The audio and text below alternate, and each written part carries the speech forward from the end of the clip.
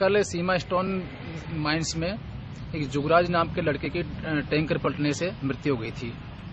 उसका आज सभी समझाइश के बाद में पोस्टमार्टम बोर्ड से पोस्टमार्टम करके परिजनों को सुपुर्द कर दिया गया है। खान मालिक के खिलाफ कोई कार्रवाई हुई है?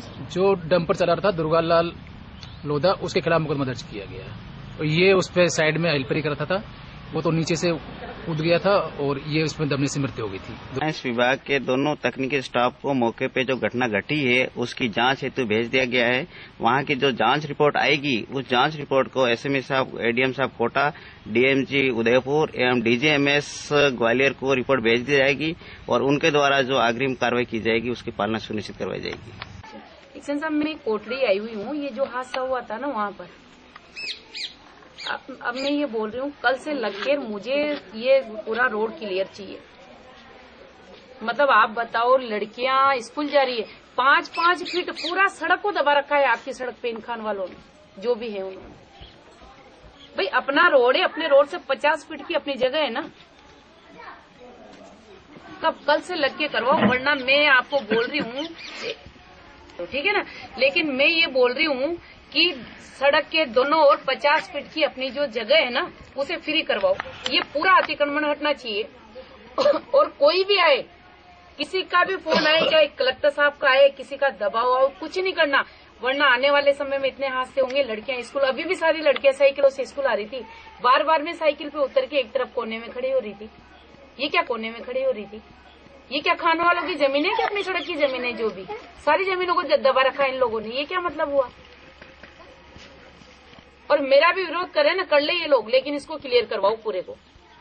मुझे किसी से बोलना नहीं पड़ेगा ना, मैं आपसे बोल रही हूँ, अब किसी से बात नहीं करूंगी मैं इस काम के लिए। बिल्कुल सरकार जनता की सुरक्षा के लिए हर कदम उठाने को तैयार है। अभी मैंने आकर देखा, मौके पे मैं खड़ी हूँ। वैसे माइनिंग विभाग के जो अधिकारी हैं, जो कर्मचारी हैं, उन लोगों को ये सारी रिपोर्टिंग देनी होती है। क्यों नहीं वो मौके पे उनको नोटिस देते? माइनिंग विभाग को भी इनको नोटिस देना चाहिए। और जिस तरह से जहाँ पर ये इस खान को काटते हैं, वहाँ हर जगह कुछ गैप भी इनको बेंचे छोड़ने का भी जो नियम है, उस नियम की भी यहाँ पर अवहेलना है। और मुझे लगता है अगर आज बेंच छूटी हुई होती तो शायद ये इतना बड़ा हादसा होने से हम लोग बच जाते, लेकिन ये बहुत गलत है। आज मैंने आके देखा है, मैं कोटड़ी रोड पे पूरे गांव तक जाकर देखा, मैंने पहले भी आई हूँ। और आज खासकर मैंने बड़े ध्यान से इस बात को देखा, जो हमारे पोल लगे हुए आरएसीबी के, उनको भी अंदर ले रखा है। सड़क के दोनों ओर पीडब्ल्यूडी की जमीन है 50 फीट, उसको भी पूरी जमीन को कब्जे में कर रखा है।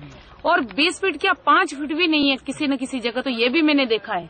5-5, 10-10 फीट भी जगह नहीं छोड़ी हुई है। ये बहुत गलत है और इससे हादसे बढ़ते ही जाएंगे। अभी मैं देख रही थी, स्कूल की कम से कम 100 लड़कियां मुझे रास्ते में मिली, वो साइकिल से गांव की ओर जा रही थी। उन्हें बार बार खड़ा होकर, कहाँ वो खड़ी हुए, साइकिल को रोक के, जैसे ही ट्रक आया सामने से, इतनी सी भी जगह उन लोगों को नहीं मिल पा रही। तो ये बड़ा गंभीर विषय है और इस विषय के लिए मैंने एसडीएम साहब से भी बात करी, मैंने पीडब्ल्यूडी के एक्शन साहब से भी बात करी कि कम से कम इस सड़क को मुक्त करवाए अतिक्रमण से। और दोनों ही तरफ से जो 50-50 फीट की जो पीडब्ल्यूडी की जमीन है उसे अपने कब्जे में ले, उसका जो समतलीकरण करवाना है उसको करके, और गांव वालों को जो राह उनको देनी है वो राह भी उनको दे। और इस बात को भी हम लोग, मैंने अभी एसडीएम साहब से भी कहा है और माइनिंग वालों को भी मैं उनसे भी करूंगी निवेदन कि कम से कम जो खतरे की घंटी बनता जा रहा है, रामगंज मंडी के जो मजदूर वर्ग है उन लोगों के लिए बहुत बड़ा खतरा मंडरा है। और मैं तो बोल रही हूँ जो खान मालिक है उन लोगों से भी हम रिक्वेस्ट करेंगे कि कम से कम जो नियमों की उल्लंघना हम लोग कर रहे हैं उसकी और उनका ध्यान होना चाहिए। इस बात के लिए भी मैं पर्सनल निवेदन कर रही हूँ। अभी मुझे इशाक मामू रोड पर ही मिले, उनको भी मैंने निवेदन किया कि आप खुद जनता को सेफ्टी दीजिए, आप दोनों तरफ से जो सड़क हमारी ढकी हुई है उसे ओपन करिए। और उन लोगों से भी मैंने निवेदन किया है। मैं पर्सनल रिक्वेस्ट करती हूँ कि जनता को जिस चीज से खतरा है, मैं मानती हूँ यहाँ से हम वो बिजनेस करके जा रहे हैं, उन लोगों को भी देखना चाहिए कि हम जनता के लिए और ज्यादा खतरा पैदा नहीं करें।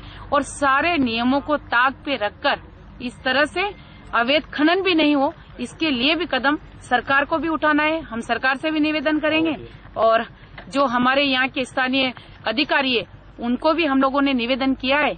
और मैं भी आगे इस बात की को वैसे हमेशा विधानसभा में भी उठाती है और फिर दोबारा अधिकारियों से बातचीत करके पूरे रास्ते को क्लियर करवाएंगे कोटड़ी तक। ये मैंने एकदम निर्देश दिए हैं अधिकारियों को कि परसों के बाद किस तरह से रास्ते को आपको क्लियर करवाना है, ये काम भी करें। और पूरा रास्ता टूटा फूटा है। आप देखिए एसोसिएशन के पास जो भी रवाना के रूप में ले या जैसे भी तरह से कुछ भी जाता है तो उसको भी इन लोगों को करना चाहिए। जो नियम है, नियमानुसार सभी काम सबको करना चाहिए। ये मेरा इस बारे में कहना है। बहुत बड़ा हादसा हुआ है। अब देखिए जिस बाप का जवान बेटा इस तरह से चला गया और उनका बुढ़ापे का सहारा उनसे छिन गया, ये मैं मानती हूँ कि बहुत गंभीर घटना घटित हुई है। ये मेरा कहना है। हम मुख्यमंत्री सहायता कोष से भी 50,000 की जो राशि मिलती है वो भी उन लोगों को दिलवाने के लिए अभी कहा है मैंने, फार्म भरेंगे और वो पैसा भी उनको दिलवाएंगे।